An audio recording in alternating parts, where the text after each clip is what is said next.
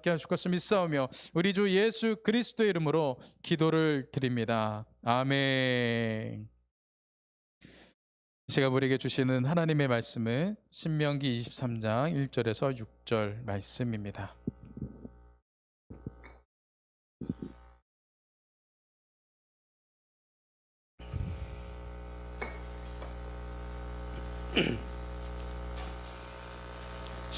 신명기 23장 1절에서 6절 말씀입니다.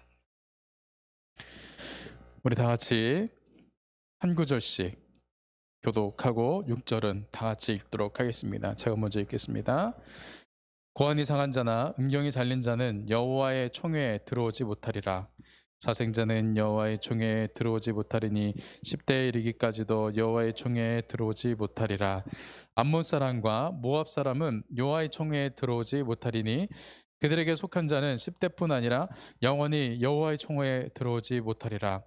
그들은 너희가 애굽에서 나올 때 떡과 물로 너희를 기려서 영접하지 아니하고 메소포타미아의 드볼 사람 부올의 아들 발람에게 뇌물을 주어 너희를 저주하게 하려 하였으나 내 하나님 여호와께서 너를 사랑하심으로 내 하나님 여호와께서 발람의 말을 듣지 아니하시고 내 하나님 여호와께서 그 저주를 변하여 복이 되게 하셨나니 내 평생에 그들의 평안함과 형통함을 영원히 구하지 말지니라.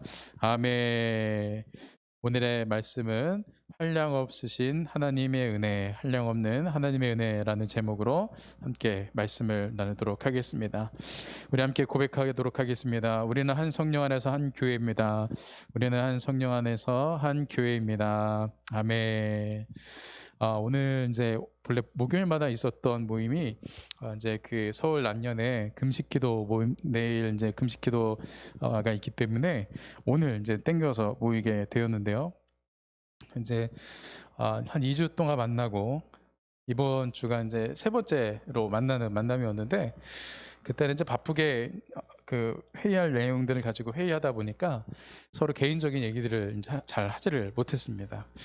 그런데 이제 오늘은 조금 그래도 이제 세 번째 봤다고 서로 이제 여유도 생기고 이제 밥 먹으면서 이런저런 얘기를 하는데 모임분들이 하나같이 공통점이 다 개척교회 목사님들인 거예요. 그리고 한 분은 개척교회 사모님이시고 근데 개척교회 사모님은 개척하신 지 5년 되셨다고 그러고 한 목사님은 8년 되셨다고 그러더라고요. 그래서 저한테 얼마 됐느냐 그래서 8개월 됐습니다 그랬는데 저는 아주 거기 명함도 못 내밀겠더라고요. 근데 그 한 목사님은 이제 올해 37, 저보다 3살이나 어린데도 벌써 8년 차가 됐어요. 29살에 개척을 한 거예요. 그래서 참 대단하시다고 그렇게 했는 얘기를 하면서 좀 마음이 참 다 짠했어요. 같은 동병상련의 아픔으로 또 이 코로나 때에 다들 얼마나 힘듭니까? 네, 그렇게 서로 이렇게 서로의 마음을 나누고 하는 또 그런 시간을 가지면서 많은 이야기를 하는데 이제 비슷한 얘기들을 하시더라고요.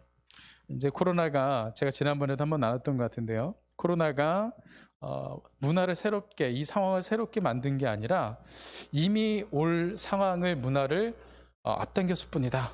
근데 이제 저는 그것까지는 몰랐는데 한 분이 그러시는데 대략 한 10년 정도를 앞당겼다라는 거예요. 그러니까 10년 후에 그러니까 원래는 예측하기를 10년 후에 이런 상황들이 올 것이다. 그러니까 서로 잘 만나지도 않고 다 딜리버리하고 배달을 시켜서 먹고 하는 이런 상황들이 원래는 이제 10년 후에는 다 이렇게 될 거라는 걸 예측들을 했다라는 거야. 근데 코로나 때문에 10년이 앞당겨졌다. 이제 그런 얘기를 하더라고요. 저는 그래서 또 거기서 또 제가 또 이제 그랬죠. 괜히 또 그럼 주님 10년 더 빨리 오시겠네요. 그랬는데 정말 주님이 더 빨리 오실 것 같다는 생각이 들어요. 이런 때 우리가 더욱더 깨어서 기도해야 될 줄로 믿습니다.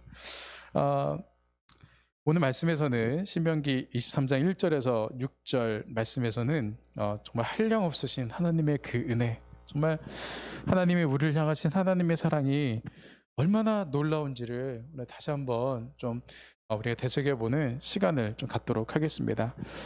제가 이제 다른 것들이 해야 될 것들이 개척교회 목사가 바쁘면 뭐 얼마나 바쁘겠어요. 근데 요즘에 조금 할 일이 좀 많아져가지고 일이 밀리다 보니까 제가 말씀을 오후에 준비를 했어요. 근데 오늘 새벽에 제가 좀 늦게 일어났죠. 그래서 조금 늦게 시작은 했는데 새벽 기도가 끝나고 기도하는데 하나님께서 자꾸 그런 말씀을 주시는 거예요. 예, 정말로 하나님의 사랑에 대해서 나는 정말 사랑의 눈먼 자다. 나는 정말 사랑의 눈먼 자다. 그 말씀을 계속해서 주시는 거예요. 그래서 왜 이런 말씀을 주실까? 아무튼 그 은혜에 감사해서 눈물을 흘리면서 그렇습니다, 주님. 주님은 사랑의 눈먼 자이십니다 하면서 기도를 드렸는데 오늘 말씀을 준비하다 보니까 그 이유가 있더라고요. 그 말씀을 함께 나눠보도록 하겠습니다. 오늘 말씀에 보면 네 부류의 사람들이 나옵니다. 첫 번째 부류는 고환이 상한 자, 두 번째는 음경이 상한 자, 또 세 번째는 사생자, 네 번째는 암논 자손과 모압 자손에 대한 이야기들이 나옵니다. 근데 이 네 부류에 대해서 공통적으로 이야기하는 것이 있어요. 어떤 이야기를 하냐면 대표적으로 3절 1절 말씀만 한번 보게 되면은요, 여호와의 총회에 들어오지 못하리라, 그렇게 얘기하세요. 여호와의 총회에 들어오지 못하리다. 이 네 부류는 하나님의 그 여호와의 총회에 들어오지 못한다라고 말씀을 하세요.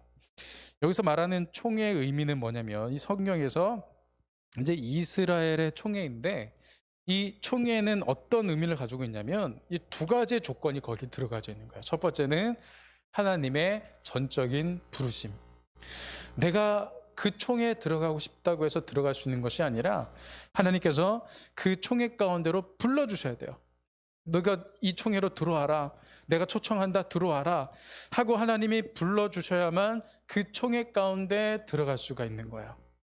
또 두 번째 조건은 무엇이냐면 그렇게 부르심 받아서 총회로 모였어요.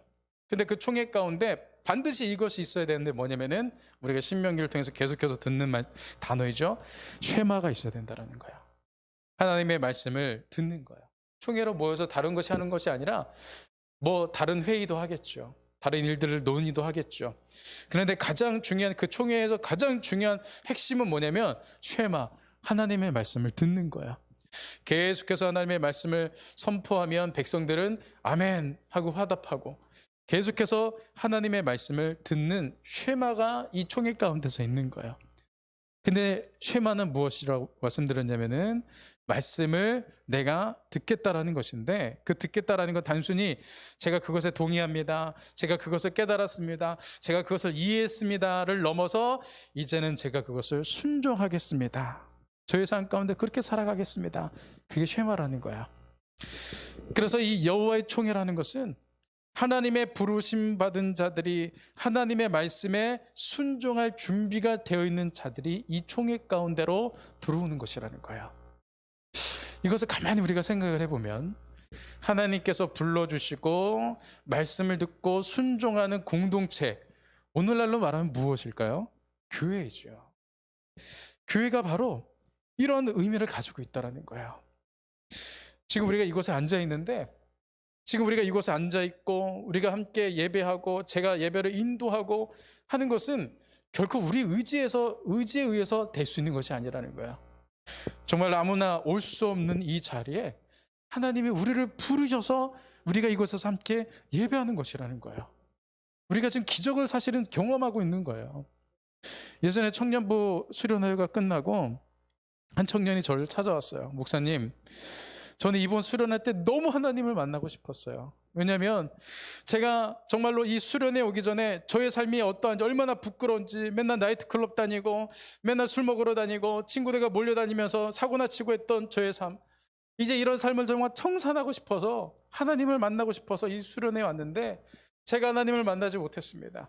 제가 이 수련회 끝나고 돌아가서 예전의 삶으로 돌아갈까 봐 너무 두렵습니다. 왜 하나님 저를 안 만나 주시는 겁니까? 하면서 저에게 빠지듯이 물어보는 거예요. 그런데 제가 가만히 그 얘기를 듣다가 이 청년이 굉장히 큰 착각을 하고 있다는 생각이 들었어요. 우리가 하나님을 만난다라는 것이 뭔가 막 환상이 보이고 막 방언이 터져 나오고 막 뭔가 이렇게 희열을 느끼고 뭔가 영적인 체험을 해야만 우리가 하나님을 만난다라고 생각을 해요. 물론 그렇게도 만나 주시죠. 또 그렇게 만나면 또 확실할 수 있죠. 그런데 진짜로 중요한 건 뭐냐면 하나님께서는 우리에게 마음의 생각을 주신다라는 거예요. 우리에게 정말 그런 사모하는 마음을 주신다는 거예요. 그래서 제가 그 청년에게 물어봤어요. 형제가 정말로 그 수련회 오기 전에 그 삶이 싫다라는 그런 마음 누가 주셨을까요? 하나님이 주셨죠. 내가 이제 다시 돌아가면 이런 삶을 살고 싶지 않다라고, 그래서 하나님 꼭 만나고 싶다는 그런 사모하는 마음 누가 주셨을까요? 하나님이 주셨죠. 하나님 만나 주셨네요. 그게 하나님 만난 거예요. 그게 형제가 스스로 그런 마음 들 수 있는 게 아니에요. 하나님이 그런 마음을 주셨기 때문에, 그런 사모하는 마음을 주셨기 때문에 형제가 지금 나에게 와서도 그 얘기를 하고 있지 않겠느냐고. 하나님 만나지 않은 자들은 그냥 아무 생각 없이 수련회 왔다가 또 아무 생각 없이 내려가서 또 자신의 삶을, 그런 옛된 삶을 살아가지 않겠느냐고. 우리가 정말로 이 교회 공동체 가운데서 신앙생활하고 있다는 것, 이거 아무나 올 수 있는 자리가 아니에요. 아무나 가질 수 있는 그런 은혜가 아니에요. 하나님께서 정말로 수많은 사람들 중에서 우리를 특별히 사랑하시고 특별히 불러주셔서 이 자리 가운데 있다라는 거예요. 전도를 하다가 보면 정말로 그렇게 복음을 전하고 예수님을 전하고 간절히 예수님 믿으라고 얘기를 해도 그들이 받아들이지를 못해요. 그런 자들에게, 그런 수많은 사람들이 있는데 우리가 그 복음을 받아들였다는 거, 내 심령 가운데 심겨졌다는 건 정말 하나님의 특별하신 은혜, 하나님의 총회 가운데로, 그 공동체 가운데로 우리를 불러주셨다는 것입니다. 그리고 이제는 우리가 이 교회 공동체 가운데 신앙생활하면서 부르심에 합당한 순종한 삶을 살아야만 한다라는 것입니다. 이런 너무나도 놀랍고 은혜로운 총회 가운데 이 네 부류, 고환이 상하고 음경이 잘려나가고 사생아이고 암몬 족속과 모압 족 자손은 절대 들어올 수 없다, 그렇게 말씀을 하세요. 3절 말씀에 보면 이런 표현을 쓰죠. 3절 말씀에 보면은, 제가 또 이걸 안 찾아놨네요. 네, 3절 말씀에 보면은 10대 이르기까지라는 그런 단어가 나와요. 10대 이르기까지. 근데 이 10대 이르기까지라는 것이 뭐 티네이저 이런 뜻이 아니에요. 그러니까 대대손손 10대까지 이 절대 이 총에 들어올 수 없다, 그런 뜻인데, 10대 이르기까지 그 총에 들어올 수 없다라는 건 곧 영원히 들어올 수가 없다라는 거예요. 그들은 저주받는 자들이기 때문에 그들을 위해서 복도 빌리지 말아라, 그들을 불쌍히 여기지 말아라 하고 하나님께서 굉장히 단호하게 말씀을 하세요. 굉장히 무섭고 단호하게 지금 주님이 말씀하고 계시는 거예요. 자, 그런데 하나님께서 이렇게 그들은 저주받은 자들이니 그들을 위해서 축복도 하지 말아라, 그들은 영원히 이 총에 들어올 수 없다고 단호하게 말씀하신 하나님, 그렇게 말씀하신 이유가 있죠. 이유가 있어요. 그런데 그 말씀을 또 바꾸시는 거예요. 또 바꾸신 데는 또 다른 이유가 있는 거예요. 그 말씀을 좀 간단하게 나눠보도록 하겠습니다. 먼저 1절 말씀을 다시 보면 고환이 상한 자나 음경이 잘린 자라는 이제 단어가 나와요. 이제 고환이 상한 자라는 것은 이 음경이 잘린 자하고 이렇게 이제 두 가지가 나오죠. 음경이 잘린 자하고는 달리 이 고환이 상한 자는 선천적으로 남성이지만 이 정자가 없는 거예요. 생명력이 없는 거예요. 말씀에서 또 다른 말씀의 표현으로 보면은 그 안에 생명의 씨앗이 없는 거예요. 선천적으로 그런 사람이라는 거예요. 곧 살아있는 사람이지만 생명력이 없는 죽어있는 자라는 거예요. 우리의 영적인 상태를 지금 우리에게 말해주고 있는 거예요. 지금 생물학적으로 이렇게 태어날 때부터 이 남성적인 그런 기능이 없는 그런 사람을 얘기하는 것을 떠나서 지금 우리의 영적인 상태를 이야기해주고 있는 거예요. 아담으로부터 시작되는 그 원죄를 가지고 태어나는 우리의 인간적인 우리의 상태, 원죄라고 하는 정말로 멸망받을 수밖에 없는, 그냥 지옥에 갈 수밖에 없는 그 원죄를 가지고 태어나는 인간의 상태를 지금 우리에게 이야기해주고 계시는 거예요. 그래서 요한복음 3장 8절에 보면 죄를 짓는 자는 마귀에게 속하나니 마귀는 처음부터 범죄함이라, 하나님의 아들이 나타나신 것은 마귀를 멸하려 하심이라. 처음부터 범죄함이라. 그래서 인간이 처음에는 그냥 처음부터 그냥 죄인으로 태어나는 거야. 그 원죄를 가지고 태어나기 때문에 정말 구원받을 수 없고 멸망받을 수밖에 없는 원죄를 가지고 태어나는 인간, 이것이 고안이 상한 자라는 영적인 의미라는 거예요. 모든 사람이 그러한 것이죠. 모든 사람들이 살아있는 자이지만 그 안에 생명력이 없이 원죄를 가지고 죽어있는 영적인 상태를 이야기해주고 있다는 거예요. 이러한 자들은 거룩한 하나님의 그 총액 가운데, 하나님의 나라 가운데 들어올 수 없다 말씀하시는 거예요. 그리고 또 이제 음경이 잘린 자가 나오죠. 음경이 잘린 자는 이제 고안이 상한 자는 선천적으로 생명력이 없는 사람이라고 한다면, 이 음경이 잘린 자는 후천적으로 생명력이 끊긴 사람을 이야기하는 거예요. 태어나서 후천적으로 어떤 연유에 의해서 생명력이 끊긴 자. 이제 뭐 이걸 또 이런 식으로 표현하는 사람들이 있어요. 이 가나안 족속들이 이제 우상 숭배를 하는 중에 그 몰렉이라고 하는 그런 이제 우상 숭배를 할 때 이 사람들이 굉장히 그 흥분된 상태에 있다가 보면은 막 자기 몸을 자해하기 시작을 한다라는 거야.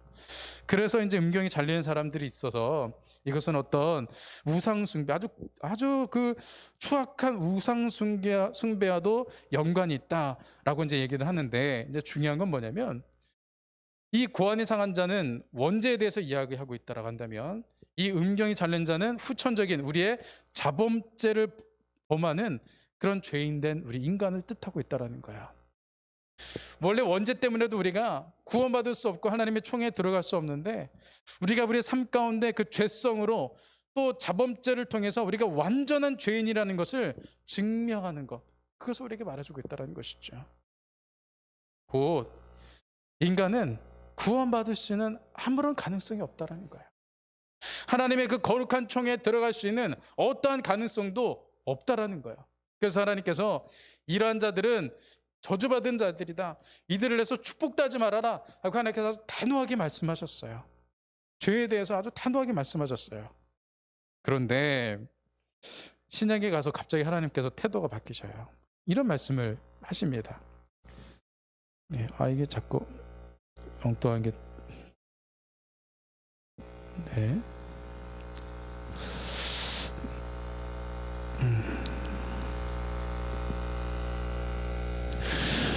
요한일서 3장 9절 말씀 같이 한번 읽어보도록 하겠습니다. 시작.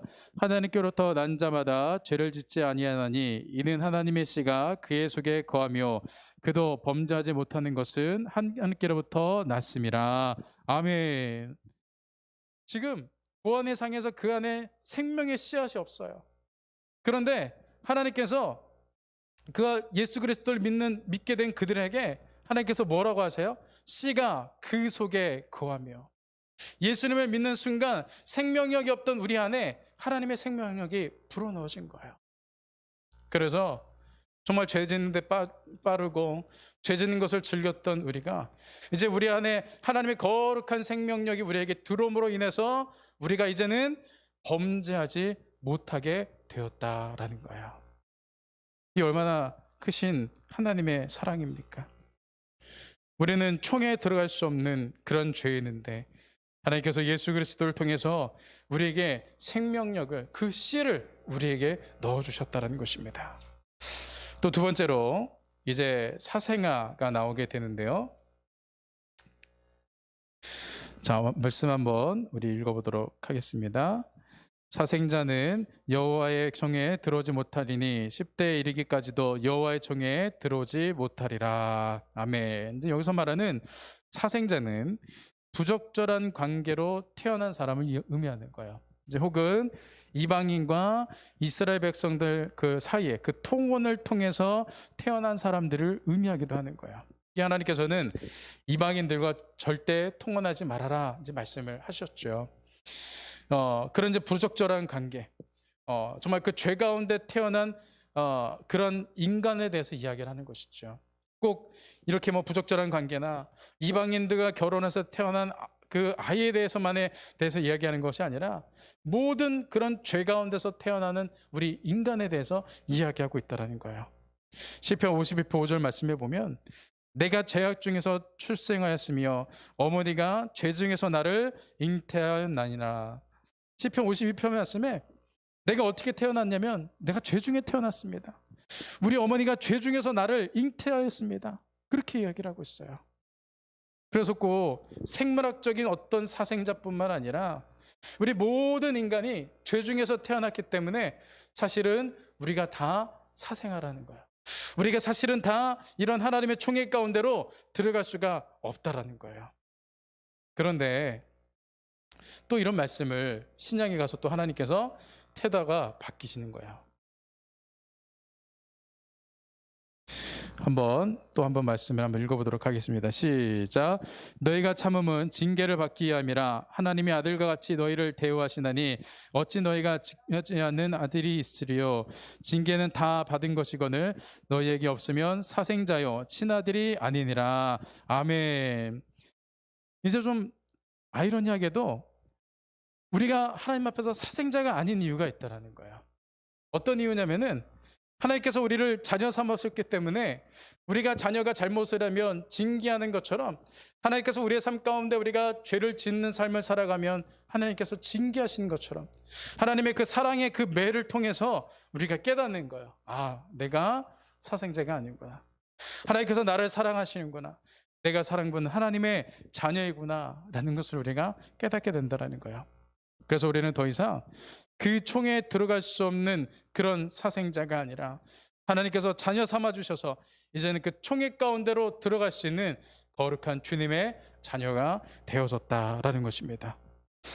또 네 번째는 그 암몬 자손, 모압 자손, 세 번째는 암몬 자손, 모압 자손에 대해서 이제 이야기를 하고 있는데요. 이 암몬 자손과 모압 자손은 왜 하나님께서 총에 들어오지 못하게 하셨냐면 사실은 이 암몬 자손과 모압 자손도 아브라함의 조카였던 롯의 후손이죠. 그래서 어떻게 보면은 이스라엘하고는 먼 친척 관계에 있어요. 그런데도 하나님은 이들은 절대 총에 못 들어온다, 그렇게 또 단호하게 말씀하셨어요. 그 이유가 무엇이냐면 이스라엘 백성들이 이 출애굽을 해서 이제 그 광야길을 가는 가운데 이 암몬 자손과 모압 자손들에게 좀 그 도움을 요청을 했어요. 물도 좀 요청을 하고 쉴 수 있도록 이렇게 길을 좀 터달라고도 부탁을 하고 했는데 이들이 오히려 이 이스라엘 백성들을 괴롭히기 시작을 하는 거예요. 특별히 이 모압 자손은 어떻게 했습니까? 이 발락 왕이 발람 선지자를 불러다가 이스라엘 백성들을 저주를 하는 것이었어요. 그런데 처음에는 이 발람 선지자가 아무리 조절을 하려고 해도 하나님께서 그 입술 가운데 축복을 넣어주시는 거예요. 그래서 발람 선지자가 계속해서 이스라엘 백성들을 축복을 하죠. 그래서 이제 처음에는 발락이 포기를 해요. 이제 발람에게 하는 그런 말을 하는 거예요. 네가 만약에 저주를 했더라면 내가 너에게 많은 돈을 줬을 텐데 왜 자꾸 축복을 하느냐. 그래서 처음에는 이 발람도 그런 얘기를 합니다. 하나님께서 축복하시는데 어떻게 제가 저주를 하겠습니까? 그러면서 이제 발람이 자기 길을 가는 거였어요. 그런데 이제 발람이 그 집을 돌아가는데 자꾸 그게 생각이 나는 거예요. 발람 왕이 나에게 많은 돈을 준다고 했는데 내가 저주 한마디만 하면 많은 돈을 얻을 수 있는데 어떻게 해야 이 이스라엘을 저주할 수 있을까 생각을 하는 거야.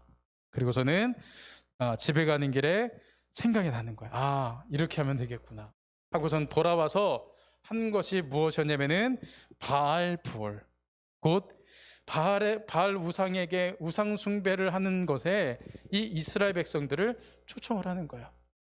그러니까 이 생각 없는 이스라엘 백성들 몇 명이 가서 같이 우상 숭배를 하는 거였어요. 그 순간 이스라엘 백성들을 보호하셨던 하나님의 그 보호하심이 떠나가는 거예요.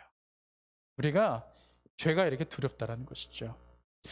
우리가 거룩하게 하나님과 동행하는 삶을 살아가면 하나님이 우리를 보호하시고 우리를 축복하시는데 우리가 죄를 짓는 순간 하나님의 보호하심과 하나님의 인도하심이 우리에게서 떠나가게 된다는 거예요. 그렇게 그 바알 부올을 통해서 이 이스라엘 백성들이 이 하나님의 보호하심에서 떠나서 수많은 사람들이 죽임을 당하게 되는 것이었어요. 하나님은 그게 괘씸한 거예요. 이들이 이스라엘 백성들을 속여서 저주받게 하고 하나님께로부터 잠시지만 떠나가게 했던 것이 너무 괘씸하신 거예요. 그래서 이스라엘 백성들에게 이들은 절대 용서받을 수 없는 죄인들이다. 그러니 이들을 축복도 하지 말아라. 그리고서는 이 암몬 자손과 모압 자손은 영원히 하나님의 총회에 들어올 수 없다라고 말씀을 하셔요. 그런데 또 반전이 신약에서 일어나게 됩니다. 살몬은 라합에게서 보아스를 낳았고, 보아스는 룻에게서 오벳을 낳고, 오벳은 이새를 낳고, 이새는 다윗 왕을 낳으니라. 이게 이제 마태복음에 나오는 족보인데, 이것이 누구에 대한 족보입니까? 예수님의 족보예요. 그런데 이 예수님의 족보에 다윗 왕이 나와요. 예수님의 족보에 다윗 왕이 나오는 건 참 좋은 일이고 당연한 일인데, 그 위에 보면 누가 나오니까? 룻이 나오는 거예요. 하나님의 예수님의 거룩한 이 족보 가운데 룻이 나오는데, 이 룻은 어디 여인이에요? 모압 여인이에요. 아니, 분명히 이들은 하나님의 총에 들어올 수 없다라고 했는데 예수님의 족보에 모압 여인이 나오는 거예요. 곧 이들도 하나님의 총에 들어온 것이죠. 하나님의 총에 절대 들어올 수 없다고, 그들은 영원히 들어올 수 없다고, 그들을 위해서 축복하지 말라고 단호하게 말씀하셨던 하나님이 이 네 부류, 고환이 상한 자, 음경이 잘린 자, 사생자, 암몬 자손, 모압 자손을 다 하나님의 총에 들어오게 하셨어요. 하나님은 절대 후회가 없으시는 분이에요. 하나님의 결정에 대해서 절대 후회가 없으시는 분이에요. 심지어는 그래서 하나님은 회전하는 그림자도 없으시다. 곧 하나님의 결정은 절대적이시고 실수가 없으신 하나님이시다. 결코 변치 않으시는 분이시다 라고 우리는 하나님을 그렇게 배웠어요. 그런 하나님께서 영원히 절대 하나님의 총에 들어올 수가 없다고 했던 이 네 부류의 사람을 다 들어오게 하셨다라는 거예요. 왜일까요? 왜 하나님은 절대 용서할 수 없을 것 같은 이들을 다 용서하시고 하나님의 거룩한 총회 가운데 들어오게 하셨을까요? 이것에 대해서 어떤 목사님께서 하나님의 사랑이라고 얘기를 하는데, 하나님의 사랑을 앞에 이런 표현을 한 가지 더 썼어요. 무엇이냐면 하나님의 해픈 사랑. 그 의미가 좀 느껴지시죠? 하나님의 해픈 사랑. 또 제가 새벽 시간에 기도하면서 하나님께서 주셨던 말씀, 나는 사랑의 눈먼 자다. 어떤 찬양 가수가 했던 것처럼 당신은 사랑의 눈먼 자입니다. 당신은 사랑의 눈먼 주님이십니다 라고 고백했던, 그냥 하나님은 우리만 보면 그냥 무장해제가 되시는 거예요. 그렇게 엄하시고 그렇게 징계하고 싶은 하나님께서 사랑하는 우리를 보시기만 하면 그냥 무장해제가 되시는 거예요. 어떤 선교단체에, 아주 유명한 선교단체에 한 선교사님이 이제 계셔요. 그 선교단체 이끌어 가시는 선교사님이신데, 그 선교사님이 굉장히 엄한 분이에요. 저도 이제 그분 밑에서 한 일주일 동안 트레이닝 받는데 얼마나 엄하고 무섭고 아주 고집도 얼마나 센지 몰라요. 이제 이분에게 이제 자녀들이 많이 있는데, 이제 강의를 하시면서 그런 얘기를 하세요. 자기는 그냥 선교에 목숨을 걸었기 때문에 첫째 아들 이름이 선교예요. 그래서 그냥 무조건 선교사가 돼야 돼요. 그리고서는 이제 첫째, 둘째를 아주 그렇게 엄하게 다그치고 그냥 신앙 훈련을 시키고 그랬대요. 그런데 이제 셋째는 그런 표현을 했어요. 얼굴만 보면 웃음이 나온다고. 왜 이렇게 웃음이 나오는지 모르겠다고. 그러니까 이제 너무 이제 이 아이가 좀 이렇게 버릇없이 잘하는 거예요. 그래서 어느 날은 뭔가 이렇게 좀 큰 잘못을 했을 때, 이때가 기회다. 오늘 이놈 내가 버릇을 좀 잡아야 되겠다 하고서는 이 선교사님 집무실로 아주 엄하게 큰 소리로 그 아들을 불렀대요. 셋째 오라 그래. 셋째가 이제 그 사무실 앞에 갔어요. 그리고서는 이 셋째가 이제 아직은 좀 어리죠. 문을 쓱 열면서 아빠 하고 문을 여는데, 이 선교사님이 엄하게 혼나게 해야 되는데, 그 셋째 아들이 막 정말 보통 때는 안 그러던 아들이 막 쭈뼛쭈뼛 그 문을 여는 것을 보는 순간 자기도 모르게 푹 하고 이렇게 웃었다는 거예요. 그러면서 도저히 혼내킬 수가 없더라는 거예요. 그때 이 선교사님이 하나님의 사랑을 느꼈대요.